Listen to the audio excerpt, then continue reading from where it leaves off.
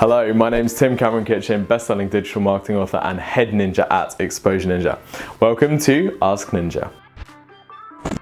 This week's episode is a B2B special with kittens. So we're going to be talking about what are the important differences between B2B marketing and B2C marketing. And if you're a B2B marketer, how do you go about formulating a plan which is going to help you generate more leads and sales online? The first key challenge that B2B marketers have is to realize that they're still selling to a person or a small group of people rather than an entire business. Now, just because you're B2B doesn't mean that the 3 M's of digital marketing don't still apply. What are those 3 M's? The first M is market, understand who you're selling to. So if you're a B2B company, obviously, as I say, you're targeting one person or you're targeting a small group of people.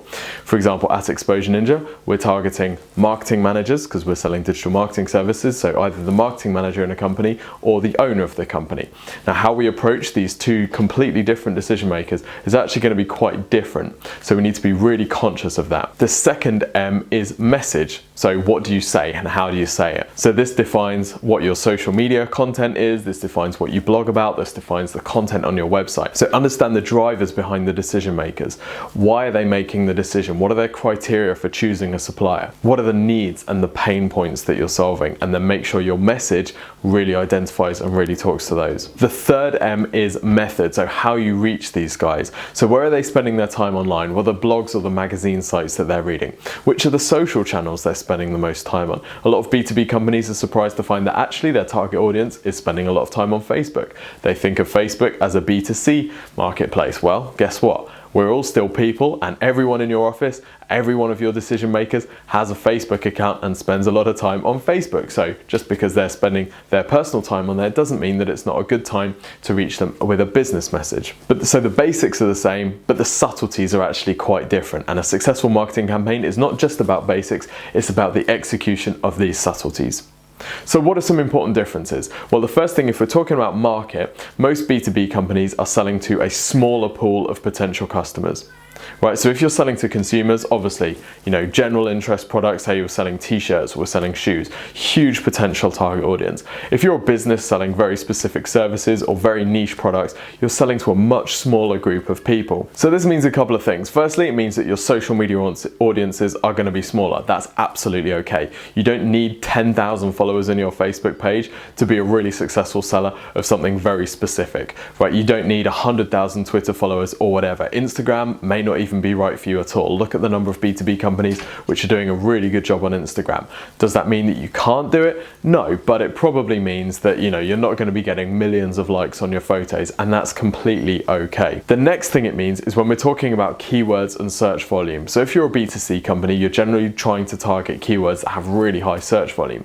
Well, if you're a B2B business, yes, you still want the keywords which are going to have a lot of people searching for them, but actually the numbers are going to be much, much smaller because the number of people looking for your particular product or service is going to be very different to the number of people looking for, say, a plumber, right? There's going to be a much higher search volume for that than what you're selling, and that's completely okay. So when we're working on a B2B SEO campaign, for example, we're totally okay with targeting lower volume search terms because there's just going to be generally lower searches for these types of phrases. Now, obviously on the flip side of this, it means that every lead or every sale tends to be more valuable for B2B. So it's really, really important that your website is ruthlessly optimized to make the absolute most of any traffic that you get, because generally traffic volumes are going to be lower. Now, if you're a marketing manager for a B2B company, your number one goal in life should be to get the people upstairs out of the decision-making process when it comes to your website, because most B2B companies approach their websites in a completely stupid way, right? They think that this is some fancy brochure or business card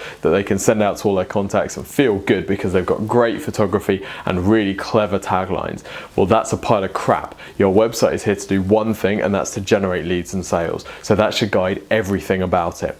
The prettiness, the positioning, all of that stuff comes secondary and is only important as it relates to converting leads and sales. So tell people exactly what you do on your homepage. Call out your perfect target customer, right? It's a really good idea to sit down with your target audience or your existing customers and say to them, okay, what are the pain points? Why did you choose us over your competitors? What would you search for if you were looking for us? How do you describe the phrase?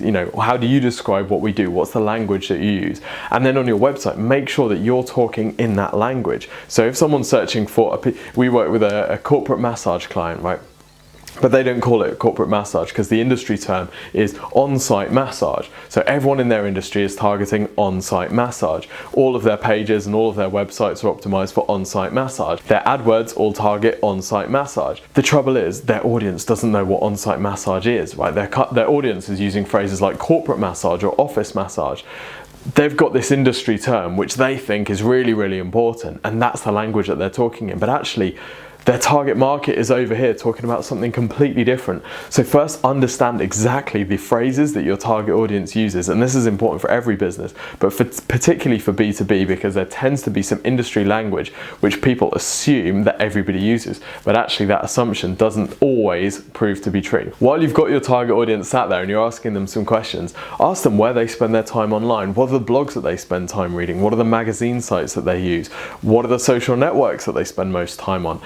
Find your perfect target customers on LinkedIn. Have a look at what they're doing on Facebook. Have a look at what they're doing on Twitter. How often they're posting. That gives you an indication of how much time they're spending on each network. So that might be useful information that you can use when you're deciding how to spend your time and which networks to spend your time on. The next thing to be conscious of on your website and in your social media and in your blogs and in the copy that you use is, what are the core benefits that you're actually selling? Are you selling a nobody got fired for choosing IBM? Is your sale a nobody got fired for choosing IBM? Or are you selling massive growth and amazing results to very ambitious people? Because that really changes the tone and the content that you're using in your marketing materials. One great advantage you have as a B2B marketer is that most of your competitors probably suck at digital marketing. We spend a lot of time looking at business sites, and by far the B2B sites are the worst performing of all of them.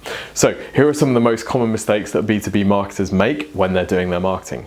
Number one, they think that their blog is a place to send out press releases and information about the company. Again, this is coming from the guys upstairs who have no idea about digital marketing. So that stuff is absolutely fine. Put it in a press section. That is not what your blog is for. Your blog is here to answer the questions that your target audience has. Okay, so it's here to communicate benefits and to provide value. It is not a dumping ground for press releases.